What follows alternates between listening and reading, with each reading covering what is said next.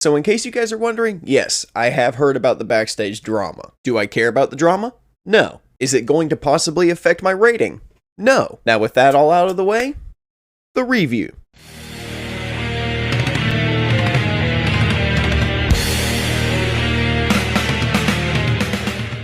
Don't Worry, Darling. So Don't Worry, Darling is a new mystery thriller directed by Olivia Wilde. It stars Florence Pugh, Chris Pine, Harry Styles, and Olivia Wilde. This woman directed and starred in the movie? She must be a fan of Taika Waititi or something. Alice and Jack live very luxurious lives in the experimental utopian town of Victory. However, when cracks in their idyllic life begin to appear, Alice begins to question whether there's a more sinister force behind their perfect lives. Don't Worry, Darling was actually probably my most anticipated movie for September. Now it's October and I'm just now reviewing this movie. I've got to get my sense of timing under control. Anywho, leading up to September, I had been seeing the trailer for this movie multiple times, and the more I saw it, the more intrigued I got. It seemed like a decent little thriller with a pretty all-star cast. And when I walked out of the movie, I was like, you know what? That was actually a lot of fun. But on my way home, I had a little more time to think about this movie. And the more I continued to think about it, the more I went, oh, shit.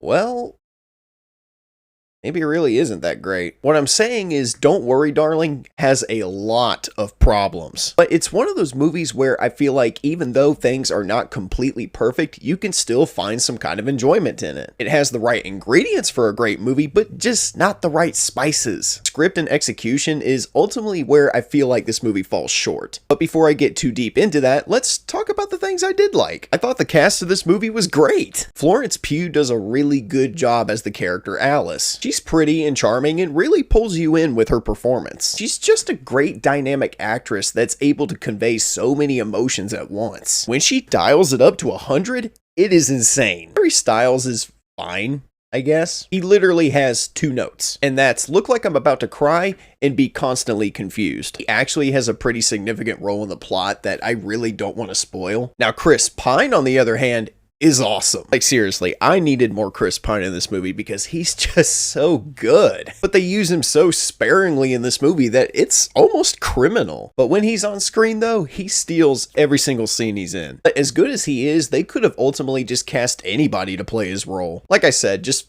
felt very underutilized. The set design and cinematography are pretty good too. I just love the 50s era aesthetic that this movie has. The cars, architecture, even the furniture looks and feels like it's something out of the 50s. And you got some gorgeous shots in here too, like holy crap. Now I've heard some people say that the cinematography in this movie is not that good. Honestly, I don't know what they're talking about. This is a really beautifully shot film. Now the overall premise for this movie, I do enjoy. There are some pretty good genuine moments of suspense here, and a lot of the imagery is very compelling. When you're watching this movie, you get the sense that a lot of the imagery that they show you has some kind of deeper meaning behind it. I love it when movies make me think like that, if it's done correctly and makes sense. And I feel like that's where this movie kind of starts to get brought down for me. Like I said, I appreciate the suspense and the era of mystery that this movie has, but we've seen so many movies like this already. How many times have you guys seen a movie where you have a character or group of characters living an ideal life that's just way too good to be true, then someone discovers that not everything is what it appears to be. They get called crazy and sacrilegious, and then all of a sudden all the inhabitants of this place turn on that person. I'm thinking of 3 movies right now where that exact same thing happens. This movie just relies way too much on build-up and anticipation. Like 2 of the biggest questions I had throughout the film were, what is the Victory Project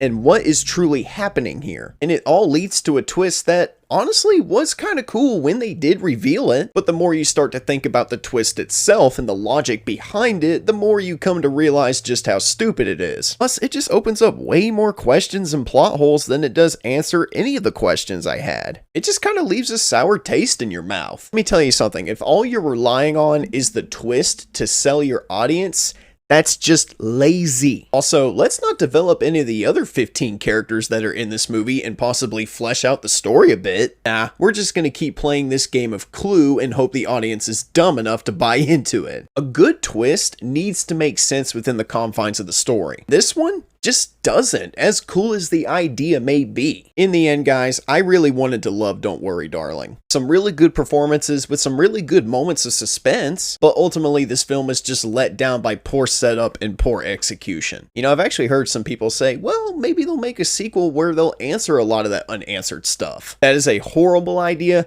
and I do not want to see it, and don't anybody get an idea about doing it, because I will not support it. They couldn't even land the twist in this movie. Why do I need a whole nother movie just to add context to this crap half-assed twist? The more I think about it, the more I realize that this film is ultimately just a mediocre episode of The Twilight Zone. Just bite the bullet on this and move on. That's the best you can do. Don't Worry Darling probably would have been a better time if I was high. Roll it up, Jeremy, roll it up. Smoke weed every day. Alright, thank you guys so much for watching. Drop a like, leave a comment, and subscribe if you're new to the channel. I'm sorry, once again, it took me a very long time to get this video up. It's been about 6 days since my Woman King review went live, and I'm behind again. Yeah, great. I'll be honest with you guys, I've actually been struggling with a lot of personal stuff in my life. Not gonna lie, I've been pretty depressed lately about things I really don't have time to go into, or I don't want to go into, but just know that, you know, I'm not leaving YouTube, I'm not quitting YouTube, I still want to make movie reviews for you guys, I still want to go see these movies. It's just, you know, I have a lot of stuff to balance out in my personal life, but I'll make it work. But anyway, once again, thank you guys so much for watching. Drop a like, leave a comment, and subscribe if you're new to the channel, and as always, I'm the Unbiased Movie Nerd, I'm saying peace, and I'll see you guys in the next review. Peace out, everybody.